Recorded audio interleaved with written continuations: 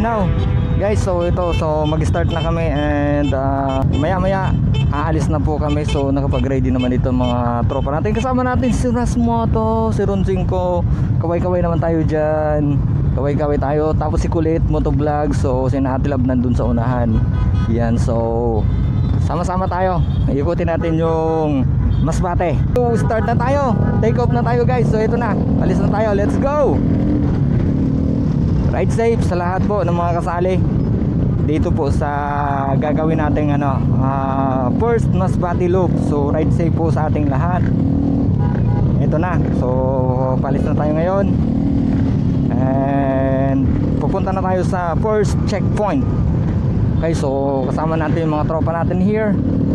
Una na po sila. So yan, bakbaka na. So hindi tayo magpapabilis guys. So tamang takbo lang tayo. Chill ride kumbaga. So yan, so yung mga kasama natin dito, si Rasmoto at si Ronjinko, si Natilab nandun na sa unahan, si Kulit at ang buong team ng Sorsogon. So we are here sa Mobo Fire Station. Mobo Fire Station and checkpoint, first checkpoint siguro to. So yun guys, so tapos na kami sa first photo op. So now punta na kami sa sunod na checkpoint guys. Nandito tayo ngayon, binabaybay natin yung tabing dagat. Tabing dagat, and then may mga spectators din tayo. Hello! Hello kay ate. Shout out sa iyo ate. So ito, mga beach resort pala to. Yun, so yan, so napakaganda ng lugar guys. So fresh na fresh pa. Walang masyadong sasakyan kasi nga early in the morning. Tapos tingnan nyo naman mga kabundukan dito sa right side natin. Tapos sa left side natin is dagat na. Napakaganda ng Masbate guys. I love Masbate na talaga. You know, yun Boulevard. Wow, ganda ng sikat ng araw guys. Yan, napakaganda ng sikat ng araw. And may dagat. Wow, dagat. Woo. Okay, medyo malamig yung hangin guys dito, kaya medyo pangit yung boses natin. Pangit naman talaga. Woo. Wow, nice. Wow, napakaganda ng view. Love it. So, shout out sa mga taga Masbate dito. Mga Masbate nyo. Shout out po sa inyong lahat. Nandito po kami ngayon, riders mula sa iba't ibang lugar ng Pilipinas.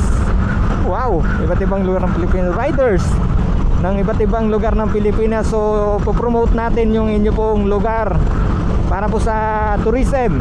So yan, so madami din po mga spectators, mga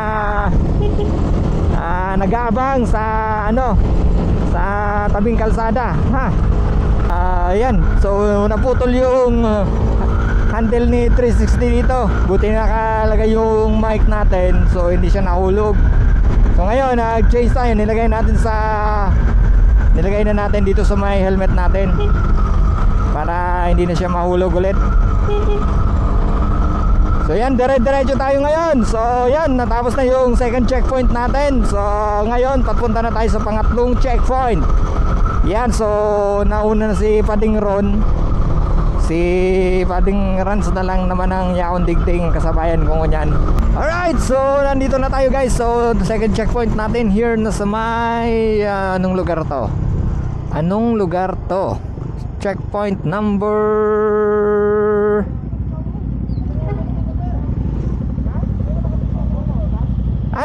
picture. Alright, so checkpoint number 3. Yan, mag picture muna tayo guys. Pangatlong photo ops na yon. And ngayon, saan ba tayo papunta? Katayngan siguro, Katayngan. Uy, dagat. Yun, so may dagat na naman guys ako nakita. Nakakatawa makakita ng mga dagat sa lugar na to parang walang dagat dito Alright, so pumasok tayo ng Municipality of Municipality of Palanas. So nandito tayo ngayon sa checkpoint number 4. Photo ops na naman tayo, people. Photo ops. Yun. Photo ops. Photo ops, photo ops, photo ops. Ha? Ambot sada, nagbalik kayo. Guys, napakaganda ng mga bahay dito guys. Malapit lang sila sa dagat oh. Amazing. Wow. Oh, yun no. Wala ka tayo guys. Wow, dagat. Yun. So papunta na tayo sa pinakalas. Katayngan. Ay, pinakalas. Sunod tayo sa punta tayo sa ano ba yan? Nagkakabulo-bulo na tayo guys. Punta tayo sa susunod na checkpoint. So time check natin is alas 7 ng umaga at nandito tayo ngayon sa Kawalan. Kawalan. Okay, so pupunta tayo ng Katayngan Port. So yun, so papasok na tayo doon. And then ito nga, so dito tayo dumaan sa Bulubundukin. Yan, so tingnan nyo naman, napaka-presko. Wow, nature. So napaka-nature pa po ng vibes dito. And alright, so kasama ko pa rin yung dalawa natin ng mga padiyon. Iyaon dyan sa inutan. So yun, nagbabarakbakan. So takbong pogi lang kami guys. So hindi kami naglalampas ng 100 km per hour. So hanggang 95 lang kami. Tapos kaya mag-slow down naman. Tamang takbo lang, takbong pogi baga. Alright guys, so dito na tayo sa Placer Masbate. And nandito yung isang checkpoint. And then mamaya is proceed na tayo sa susunod na checkpoint. So yan, so time check natin is 8:30 na 8:30 na umaga. At nandito tayo ngayon sa Placer Masbate. So nandito na tayo ngayon sa Barangay Tanawan, Placer. Alright, so Bulubundukin na yung pinasok namin. And ngayon kasama na natin syempre si Nati Lab. Yun sa unahan, si Lady Arabel, si Kulit. So yan, magkakasama na po yung team Bulalakaw ngayon. So nandito na, si Mike lang yung wala. Tapos yung dalawang yung tatlo wala. Nauna na sila siguro. So kami na lang yung sama-sama dito ngayon. And yan, kung tingnan nyo naman, napakaluwag ng daan. Kunti lang yung mga dumadaan dito. Tapos kanina nadaanan natin yung mga rancho ng mga baka. Pero hindi tayo nakapag-video doon sayang. Yo, so nandito kami ngayon sa Kawayan. And nasaktuhan namin market day pala ngayon. So yun, so medyo madaming mga sasakyan tsaka mga tao ngayon dito. So andito na yung Ducati natin. Yun no. Yan, so palabas na po tayo ngayon ng Kawayan. Oh wow, dagat na naman. So ito guys, so magpapapicture muna kami kay Mayor ng Kawayan. Kaganda guys, so straight na straight yung daan. Tapos pababa, napakaganda. Hindi kami makapagpatuloy kasi may mga kasama kami, mga babae, diba? Kaya chill ride lang. 80 to 90 takbuhan namin. Siyempre, takbong cute. So yan, so tapos na kami sa checkpoint ng Kawayan. So next checkpoint naman kami. Yan, so dire-diretso. Time check natin is 9:27 in the morning na. Yan, so that time check was brought to you by Pamana, Detour Ahead. Ooh, hi! Okay, so dire-diretso pa rin tayo guys. Uy, wow, nice ah. May mga naka solar power, no? Ang dito, naka solar. Tapos, uy, maganda ha.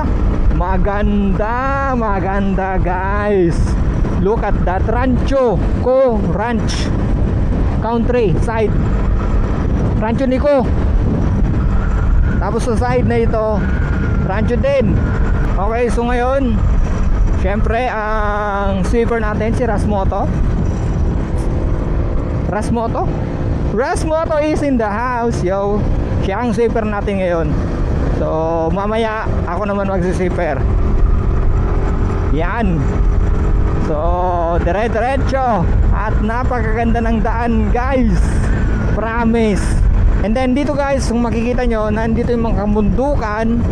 Dito, kabundukan dito sa left side. Dito sa right side ay mga ano na to, ano na ng mga pastulan ng mga baka. Yan dyan. So ano na yan, farm ba? Anong tawag doon? Kalimutan ko na. Okay, shout out kay kuya. Yan. Okay, so yan. Oh, dito. Ayan, yung kabundukan. Napakaganda. Oy. Dito sa unahan pala, guys, sinaayos pa yung daan dito. Yun. So update natin, guys, alas 11 na po ng umaga. Wala pa kaming kain, walang almusal, walang tanghalian. So, ganyan talaga kapag enduro rider ka. Iikot kami, guys, doon. Tapos doon tayo lalabas. Yung kanina ang pinasukan namin, doon kami lalabas. Iikot kami dyan sa bundok na yan. So hanggang doon sa Uson, tapos ikot kami dyan.